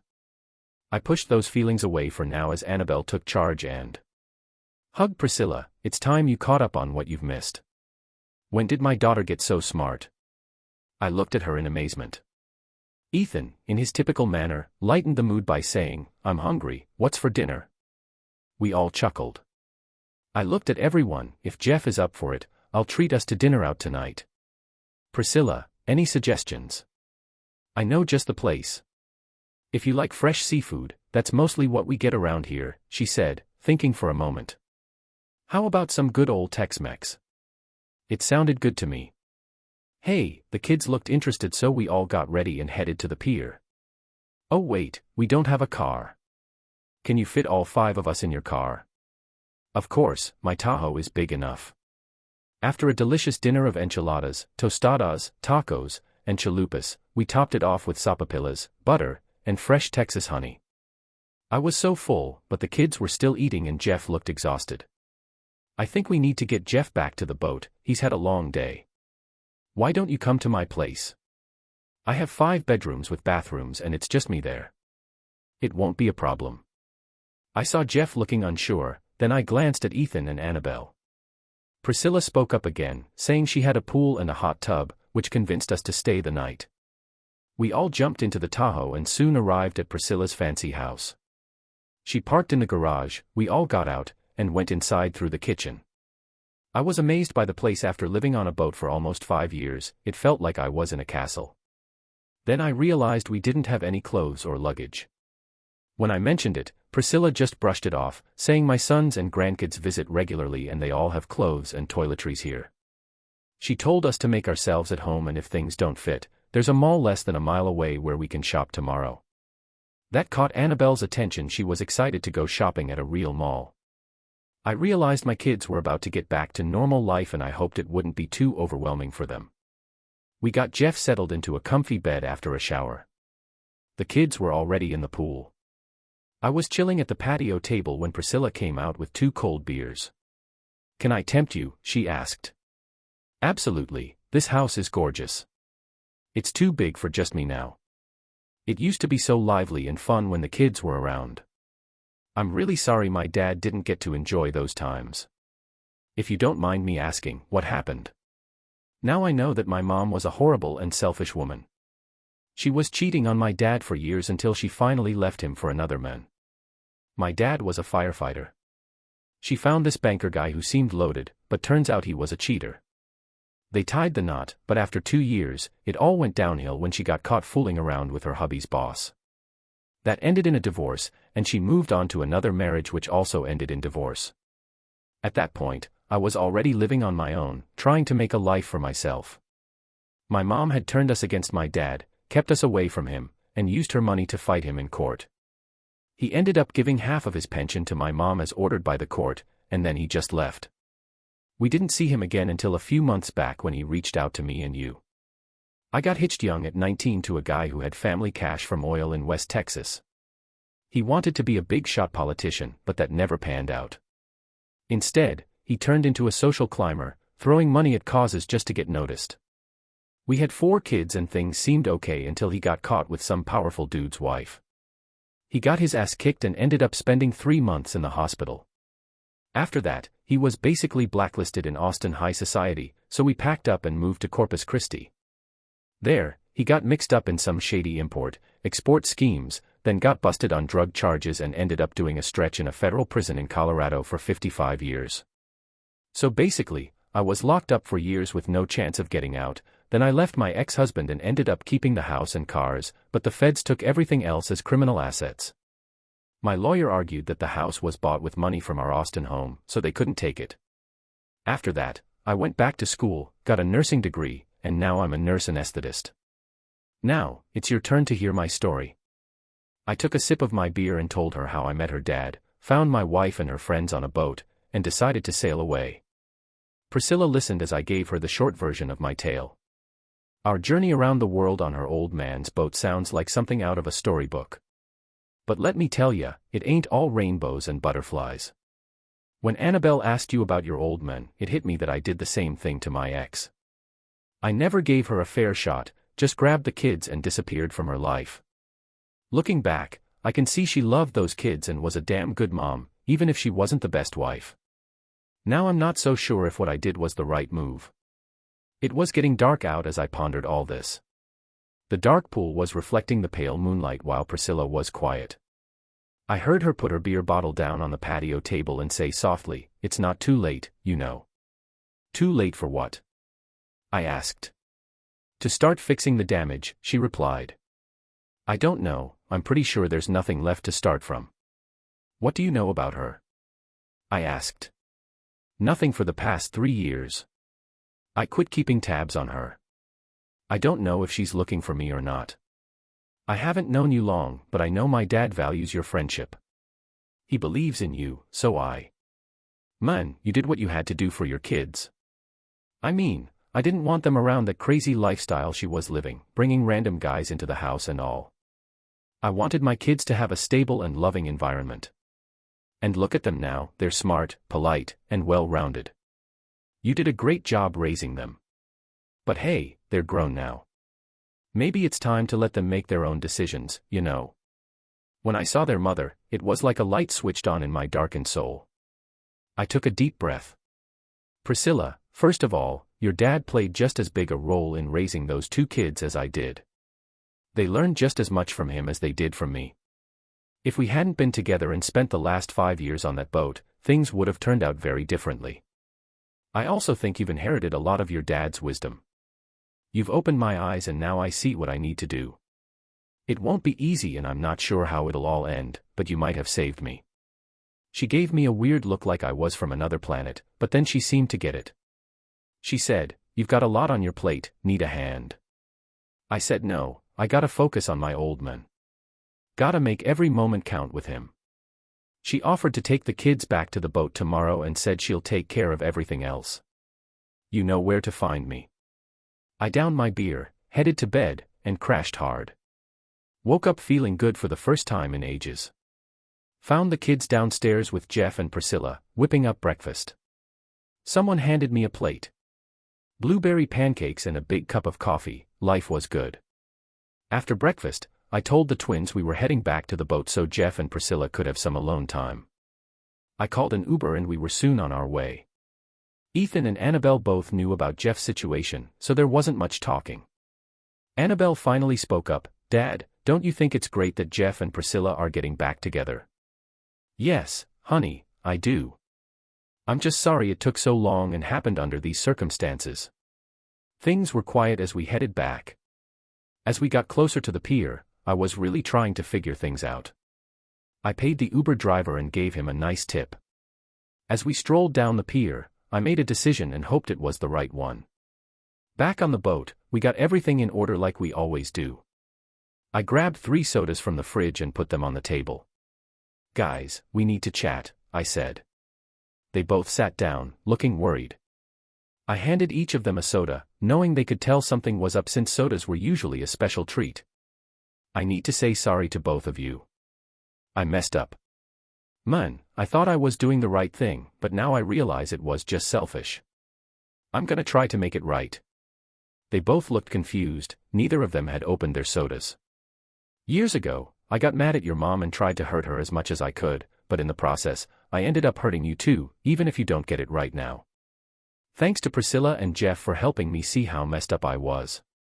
When we left the Virgin Islands without looking back, Ethan was all confused, but Annabelle seemed to get it. Dad, you did what you had to do. Mom thought it was best for us and left us. We didn't leave her. You're right, princess. But it was really about me and your mother. I shouldn't have taken you away from her the way I did. She may have forgotten that she loved me, but I'm sure she never stopped loving you. I took that away from her and it was wrong. Dad, you never punished us. Yes, I did. I took you away from your mother who loved you so much. I took away your chance to have a relationship with her, to experience her love and presence in your life. Hey, I realized that I messed up by taking away the things that Jeff's ex-wife also took from you. When I heard Priscilla talking about her childhood and how her dad stopped loving her, it really hit me. I saw my kids crying and had no clue why, so I just walked away. I want to make things right by finding your mom, bringing you three back together, and helping you rebuild some of your relationships. I really hope there's still a chance for her to be involved in your life. I hope you understand why I'm doing this and will have my back. Dad, you really don't have to do this, we'll be fine. You've been an amazing dad and those years sailing around the world were like a dream. I appreciate your support, but you don't realize what you missed out on with Mom. I have to do this, it's the right thing to do. I know it's gonna be tough, but I'm not sure how it'll all play out. Ethan was listening closely. Dad. Do you really think you and Mom will make up? I don't think so, son. Ever since I messed things up, there's been too much drama between us. We went our own ways and I have to admit, what I did to her was harsh. She might even press charges for some of it. I'm ready to face the consequences. I think you should try to patch things up with your mom too, in some way. We kept talking and they asked how I planned to make things right. I wasn't sure, but my first step would be to reach out to my ex. Hey, I reached out to my lawyer to track down Shelley and it looks like we'll be meeting up first thing tomorrow. 3 weeks later, Ethan, Annabelle, and I were in an Uber heading from our hometown's airport to downtown. My lawyer had given me all the details I needed. Turns out Shelley had sold her house and fancy SUV, and moved into a small condo near the old women's shelter where she works as a counselor. She's back at work, making a small income. Fast forward nearly 6 years later, and she's doing well. Alright, so we got dropped off by our Uber in front of the women's shelter. Had to make an appointment to get in for security reasons. Annabelle took charge and booked it in her name. She rang the doorbell, and some voice asked who it was. Annabelle gave her name and code, and the door opened up. We walked in and this big security guard came up to us, asking who the hell we were. Hey, I'm Annabelle's dad and this is her brother Ethan. We're here to see the boss. What about these kids? The guard seemed unsure, but he took us to a small waiting area. I noticed the cameras in the corner and realized we were being watched. You guys wait here, I'll go check if she wants to see you, the guard said. We all sat down in the quiet room and no one said anything. Suddenly, Shelley walked in as the door unexpectedly swung open. It's you. I saw you on the security camera. Wow, I can't believe how grown up and tan you are. Oh my God, she was totally shocked. The guards were right behind her, keeping a close eye. Shelley just stared at me. Bill, you look so different, you're so much thinner and tanner. Where have you been? Shelley, is there somewhere we can talk without all these guards and cameras? Maybe somewhere more chill. Shelley looked around, composed herself, and started giving orders. She was definitely in charge. Stan, take my kids and ex-husband to the lounge. I'll catch up with you there. Hey, I'll be there in a few minutes. Gotta talk to my secretary about clearing my schedule for this afternoon. We got seated in a fancy lounge with nice leather sofas, chairs, tables, and bookshelves filled with kids' games and books. We were chillin' until Shelley walked in.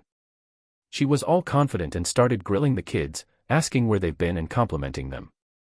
She didn't even give them a chance to answer before turning to me with this intense look. Look, I was really mad when you took my kids and left me with nothing, trying to mess up my life. And then that stunt on the islands, you just stood there with a smug look on your face and then vanished. I had Tom and Ruth take me back to the airport and caught the first flight home. I waited for you but you never showed up. It's been 6 years and you haven't talked to me. I stayed cool and replied calmly, surprising her. You're right, Shell, I messed up and what I did was wrong. It hurt both you and the kids. I'm sorry, that's why we're. Today she seemed like she wanted to start a fight but then stopped listening to me. I was like, okay, what do you want? And she's all like, I don't want anything. But then she's like, actually, I want you to reconnect with our kids. I want you to catch up and be more involved in their lives. I know I kept you away from them for a while, but I hope you can make up for lost time now. She looked totally confused, switching between looking at the kids and me. Then she pulled herself together and asked, kinda angrily and unsure, well, what about you? What's your deal? So, what's your game plan here? I don't really have a plan, so it's all up to you. You're the boss, you can steer this ship wherever you want. She sat back and looked at me tiredly. What if I said I want the kids to stay with me? I can get them enrolled in school next semester. It hurt a bit, and I could see the kids were surprised, but I stuck to my plan. If that's what you want, Shelley, I'll go along with it. Before you sign them up, make sure to evaluate them since they've been homeschooled and might need some extra help. When they go back to regular school, take the time to reconnect with them and see how they're feeling about this transition. They're both 16 now, so in just 2 years, they'll be considered adults and able to make their own choices. The ball's in your court now.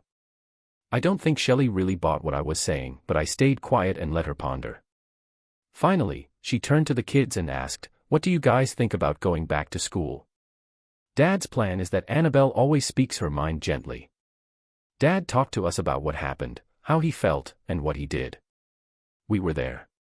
He now admits he acted out of anger and his decisions were unfair to all of us.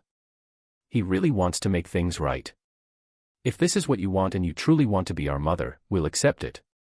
Shelley was surprised as her daughter spoke. She looked at Ethan. Is your sister speaking for you? Yes, ma'am. We understand you're our mother and we never knew what happened between you and Dad. Dad, he never said anything bad about you in front of us. He just said you wanted more out of life than he could give. Shelley looked at me and asked why you left without saying anything. You never let me explain. I sighed and looked at her. Do you really want to talk about this in front of the kids? They don't know anything about what happened. She hesitated, but then kept going. I loved you more than anything.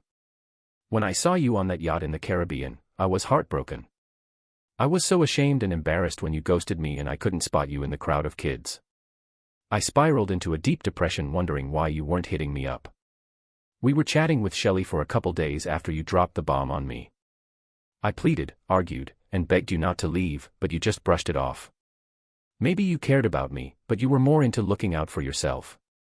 Maybe you cared about the kids, but you were more into the idea of living carefree. I won't spill all the details in front of the kids, but your feelings towards those other people were. Ultimately, what mattered most was that you got what you wanted, no matter the cost. I have to give props to the new Shelley. She actually listened without cutting in, unlike the old Shelley who would just explode. I could tell she was upset, but she held back until she could speak calmly, and when she did, it was for the kids. Remember that. How does your dad tell it? Annabelle looked at her brother, then back at her mom. Even at home, Dad was always around. You were always busy, and I know you loved us, but that's what I remember. You know how you always got mad when Dad teased him and never had his back. The kids saw that. Shelley looked down, then looked up with red eyes and tears rolling down her face. Was I a bad mom? I'm sorry for how I treated your dad. I was selfish and arrogant. Are you really on board with this plan? You and the kids should have never been split up by me. I left you all behind. I want to make it right now, if only. So, Shelley kinda gave the kids a look and asked if they'd stay with her for a bit. This time, Ethan was the one all excited and said, "Of course we would, Mom." Shelley looked at me with a bunch of questions in her eyes, like, how are we gonna make this work? I just shrugged and said, well, most of their stuff is already with them, so they can just move in with you if you're cool with it. In a few weeks, I'll check in on all of you to see how things are going, and then we can make more plans. I'm leaving early tomorrow to head back to Corpus. Hey Christy, you're not gonna join in on this, are you? It's got nothing to do with me. I'm over trying to make things right with you. The only things connecting us are Shelley, Ethan, and Annabelle. I'll make sure to keep in touch with them in case you need me. You'll have my number. She quietly nodded, her voice cracking with emotion. I appreciate that when I was in Corpus Christi, I worked hard to fix up the yacht. I talked to Priscilla and Jeff about it a lot. Every day their mom seemed to be getting them all settled in. I had to keep Jeff informed about how the boat was doing. Priscilla was always asking about my life, my kids, and my ex. I was always texting and emailing Ethan and Annabelle. I learned that they were adjusting well, but struggling with living in a condo and away from the beach. Shelley took my advice and got both kids tested before enrolling them in the local high school when she found out they both tested above average. Man, I was so happy when they got into the school as seniors and could take advanced classes. By the time fall rolled around, they would have almost 18 college credits each. Maybe I did something right after all. I was doing great, keeping busy with the boat, visiting Jeff, and chilling with Priscilla while the yacht was getting fixed in dry dock. She was nice enough to let me crash at her place, so I could be there for Jeff as his health was getting worse. I've been back in Corpus Christi for more than 2 months now.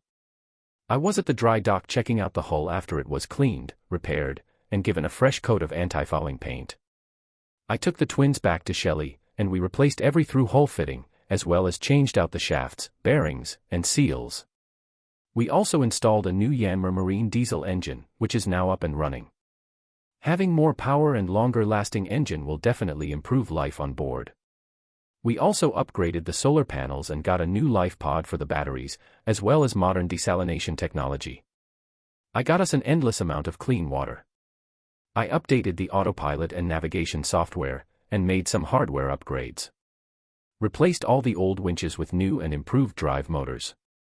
Fixed or replaced everything that needed it. A used boat is better than a new one. My phone rang while I was checking out the boat with the yard master. It was Priscilla on the line. Hey Chris, how's it going? When I heard her voice, I suddenly felt all tense and fired up. Bill just called, Dad passed away a little while ago. Can you come to the hospice center? I'm on my way there now. The landlord guy got it when I told him what was up. Jeff's been at the hospice for the last 3 weeks, so I rushed to grab my rental car and headed over there right away. When I got there, I saw Priscilla waiting outside his room. The final stuff was being taken care of inside. Jeff's doctor and the nurses came up to me, not saying a word. I hugged Priscilla and felt her tears on my chest. We stood like that for a while until the doctor finally came out and asked to talk to Priscilla alone. She nodded and followed him to a room. I took out my phone and made a quick call. Is Ethan there, Annabelle? Yes, what's up? I need to talk to all of you. Can you get him and put me on speakerphone so we can all chat? Hey, Dad, he's right here, just hold on. I heard Ethan's voice when Annabelle turned on her phone on speaker. Dad, hello. Hi there, young man, can both of you hear me? After they both responded, I carried on. I'm sorry to say that Jeff just passed away moments ago. I heard them both quietly crying. Naturally, Annabelle was the first to speak. I wish I could see him one last time. Yes, I know. I'll keep you updated on the arrangements. I have no idea what Priscilla wants to do. Father, what are you going to do? I'm not even sure about that. We talked a bit more, and when I hung up, I realized I was crying too. I was just staring at the floor, sitting in a chair with my elbows on my knees and my forehead resting on my hands. Priscilla was there when I finally looked up, feeling a hand on my shoulder. She had this subtle grin on her face. Come on, Bill, let's go home now. Dad is in good hands, she said, grabbing my hand as I got up quietly. We walked towards the parking lot together. She drove to the house, and I followed her, pulling into the garage. We pulled into the driveway and snuck in through the back door to get into the house. Priscilla was waiting for me in the garage, no time wasted. She went straight to the cabinet and grabbed a bottle of island rum that her dad had put me onto 2 years ago. She poured the amber liquid over some ice cubes in 2 glasses, handed me one, and we toasted to our old pirate-like parent friend and business associate. I raised my glass and downed it. We found some seats outside on the patio by the pool deck over the past couple of years. For months, we spent a ton of time hanging out, sharing stories, and chatting while laughing and giggling. She had this calm strength about her that was so peaceful. I saw a side of Priscilla that I hadn't seen before. I'm not really sure, I haven't had time to think about it. My dad wouldn't talk about what he wanted, he would just laugh sadly whenever I asked. He always told me to do whatever I wanted, he didn't care either way. But, he did leave me a will that he gave to me. It's in a safe, sealed in an envelope. And now that it's open, I guess I can read between the lines, but isn't there some legal stuff we need to deal with? Maybe we can tackle it in the morning. I'll ring up my lawyer. I just need a sec to absorb all of this, so stick around, yeah. I'd rather not be alone. I don't really have anywhere else to go. I guess there's nowhere else for me to go. The boat is part of your dad's legacy. I'll sort out getting our stuff off it. Priscilla shot me a worried look. You've been living on that yacht for ages. Sorry mate, but you gotta leave in 6 years. I knew it was coming soon, the boat refurbishment is almost done and it'll be ready for you to take over after some tests.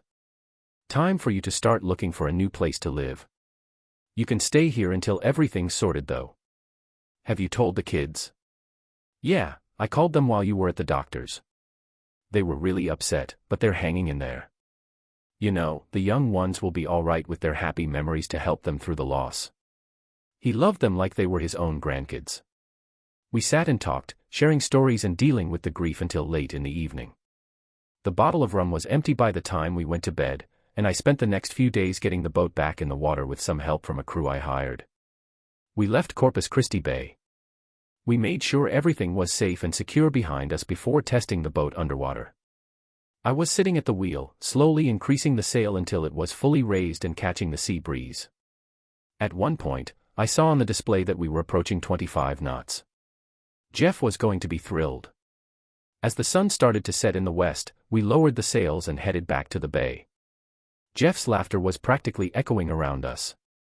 So, after we moved the boat to its spot, the crew went off to find a nearby bar. They invited me along, but I said no because I had to bring the boat into the slip by myself. As I was doing that, I saw someone walking slowly on the dock and a Tahoe parked in the lot. Just as Priscilla showed up, I docked the boat and went up to the dock. You're spending the evening slumming it, huh? Nah, I was just trying to find you. Have you had dinner yet? No, we just got back. The boat's all done, like a cheetah on the move.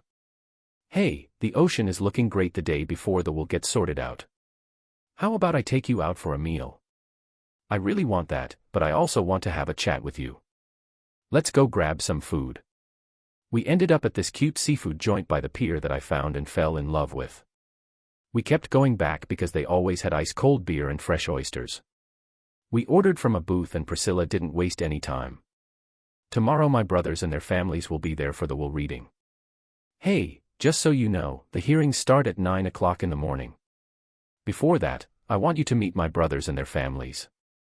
You should come to the hearing too, usually it's just for family, but you were practically family to us. It feels right for you to be there for Priscilla. At first I was surprised by the suggestion, but I'm definitely going to honor her wishes and Jeff's memory. After lunch, we ended up chatting a lot about that boat. So, I was getting ready for this global adventure and realized most of my clothes were crazy Hawaiian shirts and cargo shorts. I think I've been dressing like my buddy Jeff lately. While waiting at the courthouse with Priscilla, I met her 3 brothers, their wives, and kids. We all kinda just fit in together like a big family when the clerk called us in. Priscilla walked me into the hearing room, grabbed my arm, and led me to a huge table surrounded by chairs. The clerk piled papers in front of the county judge, who was sitting at one end and taking charge. He told us to sign in, then opened an envelope and checked out the papers inside. He glanced up at Priscilla and asked, "Is this your dad's will that he wrote himself?" She replied, "Yes, sir. He wrote it himself. And he felt at peace despite being sick. Even though he had pancreatic cancer, he was still sharp and able to do everything. The doctor said so too. Yup, I see 2 people signed as witnesses but there's no official stamp. Those were the nurses on duty that day. He said the place didn't have a notary public. The judge read the will again, agreeing that it's straightforward but there could be some unexpected stuff in there. It might be easier if I just sum up the main points of the will instead. So, everyone was just nodding while the judge went through the will again, jotting stuff down on a notepad. And then he looked up at us over the top of his glasses, which were perched right on the end of his nose. He was like, "So, this will says your dad's main asset is a bungalow in the Virgin Islands that's being rented out by a vacation company. He also had a 25% share in a marina at the same spot. Oh, and he had a personal checking account, 7 investment accounts, 1 for each grandkid, and a yacht. So yeah, that's the deal. So basically, the grandkids are gonna get a piece of the pie. There are 7 investment accounts in a trust, so take your time sorting out the rules for each. Whatever's left over has to go to this Bill Prescott guy." The judge gave me a look like he was pointing at you, and I couldn't believe it. Everyone was staring at me, and my mouth was dry when I started talking. "Yep, it's me all right. And since you're the one in charge of the will, you're responsible for those trusts mentioned in the documents, both the land and the rest of it. Hey, just wanted to let you know that the boat titles will be transferred to you right away as part of our partnership at the marina and the bungalow. You'll need to handle things with the authorities in the Virgin Islands after checking out the will.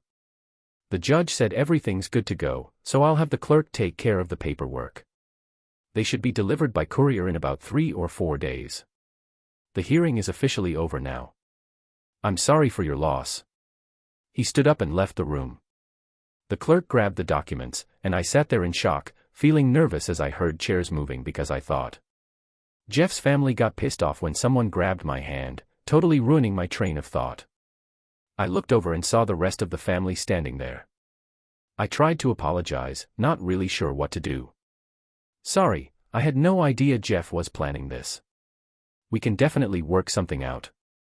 Priscilla laughed and held my hand. "Bill, Dad wrote about me being there and whatever was in that letter, I knew because I had spent hours discussing it with him. My brothers even confirmed it when we talked. We weren't shocked by it, though. Before we get into anything, I just need to ask you a few things. First off, I want to scatter my dad's ashes in the Virgin Islands because that's where he was happiest. I think it's a great idea. Second, I want you to steer the boat and take us back to the Virgin Islands. It would mean a lot to me. And lastly, can you look after the cottage so we can all hang out, go sailing, and think of you as family? Hey, so we're all heading to my place for some pizza and whatever else we can find. You should come and meet my siblings and their families." I had no choice but to hop in Priscilla's Tahoe and head out. Shortly after, we arrived at the house and saw a bunch of huge pizzas, big salads, calzones, cheese sticks, and wine in a cooler. The brothers brought some pre-made cocktails and spritzer beer with them. The kids were laughing in the pool and everyone was sitting around the patio table. I sat down and started listening to Priscilla talking about her time with their dad. The brothers kept asking Priscilla questions and she kept looking over at me while answering them. Eventually, I joined in the conversation and everyone's attention turned to me. I spent the next few hours talking and really getting to know the siblings. It was a great experience and I learned a lot. James, John, and Priscilla's brothers looked a lot like Jeff. James even worked as a firefighter in a Dallas suburb, just like his dad Frank. The youngest brother resembled their mother more. He wasn't as outgoing and cheerful as Jeff, he was more reserved and quiet, almost gloomy. They didn't seem interested in knowing about my life until I got close to Jeff. Then they wanted to know everything, including my wife's sailing adventure, our global travels, and Jeff's story. Did you hear the latest health news? James's wife Pam seemed really interested. She asked about the twins, so I told her about Priscilla's story and how it made me realize my mistakes. When I was done, Pam was amazed. She couldn't believe I gave my kids back to my ex-wife. Yeah, it was tough. I miss them every day, but I guess it's the price I have to pay for screwing up. Do you think they'll come back? I'm not sure. They're practically grown now, living in a whole new world. Hey, did you see Priscilla catching Pam's attention? There's no way she's sticking around in Corpus Christi, at least not in my opinion. I just can't get used to city life after spending all those years on a boat. It's just too crowded, noisy, and chaotic for me right now. I just smiled and looked back at the ocean, knowing that everyone else probably left by the next day after the brewing sea. I walked around the pool area, picking up pool toys, floats, and towels. Then, Priscilla showed up in this killer emerald green dress that reached her knees. I tried not to stare, but I just couldn't help it. I couldn't resist. She smiled at me without feeling embarrassed. A lady likes when her eyes are checked out, right? Maybe I should have worn something else. Nah, this is your place, it should be cozy for you. The coffee is perfect, thanks a bunch. She came back with a coffee mug after tidying up. I sat with her at the table. Priscilla spoke softly, holding her mug tightly. I appreciate how much easier you've made this. I'm glad I could help out. Tomorrow is when we'll scatter Dad's ashes. Hey, are you ready to visit the island? When do you want to go? I've been getting the boat ready, and it's almost good to go. It'll take me a few days to finish stocking up the boat. So, how long do you think the trip will take? Like 2 or 3 days depending on the weather. She seemed surprised and asked if I was going to drive the whole way. I laughed because it was clear she didn't know much about boats. I'm not sure if we'll be sailing, she raised her eyebrows as she sipped her coffee. Your move. I'm gonna take some time off and plan a month-long vacation to figure out when to spread Dad's ashes. My brothers might come too, hope that's cool with you. Your fam is in on this too, do it your way and I'll support you however I can. She was all smiles today. It's Tuesday, so let's aim to leave early on Friday. I should have everything sorted by then. Pack light, we won't have much space. Keep it simple, I usually wear a shirt and shorts for sailing. Yo, I always pack a few chill outfits for when we hit land. Remember, we're living that island life, so it's all about being relaxed and casual. I think I can handle that. The next 3 days were crazy busy. I had the marina top up the tanks and double-check everything on the boat. I must have hit up Costco multiple times to stock up on supplies, probably went a bit overboard, but I wanted this trip to be epic. I mapped out our route, checked the weather forecast, and adjusted our plans to make the most of the winds. Thursday night, Priscilla and I loaded up her stuff onto the boat. I gave her the grand tour. So, I was helping the lady out with her stuff, even Jeff's ashes, and we put them in a cabinet in the living room by the captain's area. He was gonna be with us on the trip. The next day, I was doing some last-minute checks when Priscilla showed up in an Uber. She was wearing shorts and a flowery top, smiling big as she walked towards the boat. You always make me feel special with that look, she said. You are special, I replied. I mean, I'm sorry. No need to be sorry, just help me onto the boat. I took her hand as she stepped down. The sun was out, there was a nice breeze blowing from the ocean, and I was feeling really happy. Maybe I held her hand a bit longer than needed, and she looked down and blushed when I finally let go. There's nothing holding us back, so let's start this adventure. Thanks for listening to today's stories, and if you like them, please hit the like button and subscribe if you haven't already. Feel free to leave a comment below to share your thoughts on what went down. Take care.